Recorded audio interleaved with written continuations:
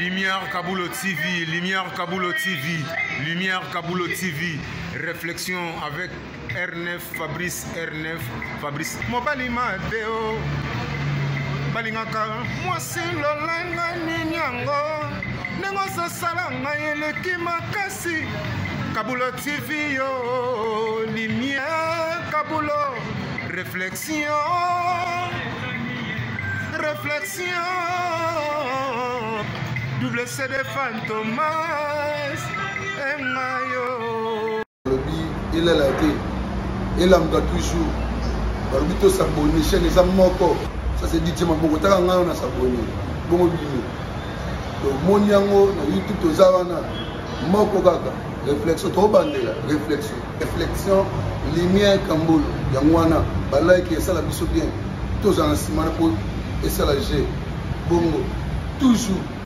Mbote na bino batali pe balandi réflexion na pesi mbote mingi ngai kombo na nga Suzanne na ye ko répondre na mutuna o ser na biso Adonis atunaki ya pona nini biso batu tozalaka ke soki mutakufi muto bozaki na relation malamu te soka kufi alto yaka ko se présenter entre tato bandai koloba na te elo te ya liboso nga na koloba boye ezalaka na batu misusu ok relation esimbaka na ndenga musika eza teke problème eza nango penza te me kozalaka na mutu wana ntango nyonso tuta mosusu ekomaka problème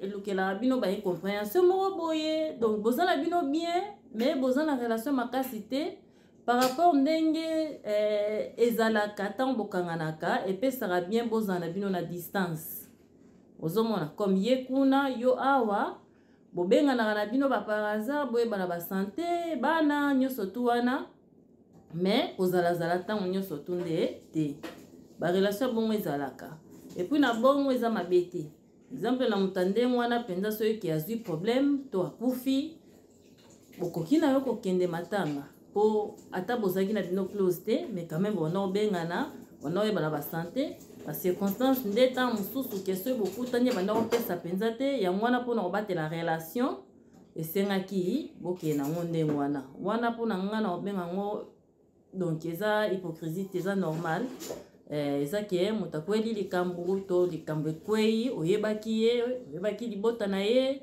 ata relation ezaki close te mais quand même boyebanaki bona obengana ya ba par hasard ok oyo esengeli kosala osali neti contribution ndenge tosala kaka osalaka bien na moto sikoyo ok bobebana bolobanaka na bino te bomonanaka te boyebanaka do boyebani bavi te donc motu na moto akenda mpe na kwe na ye na ka wana nga na koloba ntina moko kokende eza te mpo nyonso ozosala eza na monga lokuta eza hypocrisie eza fake na mokusenga na koloba vanda na openza na ndako po atanga moko na okei te na moto bobebana na ndenga mabe bosololaka te boyebani bavi te boza na relation mabe donc ntina moko kokende na makambo na ye eza te ozomona donc réponse na nga par rapport à mutuna ser Adonis yango wana à la prochaine.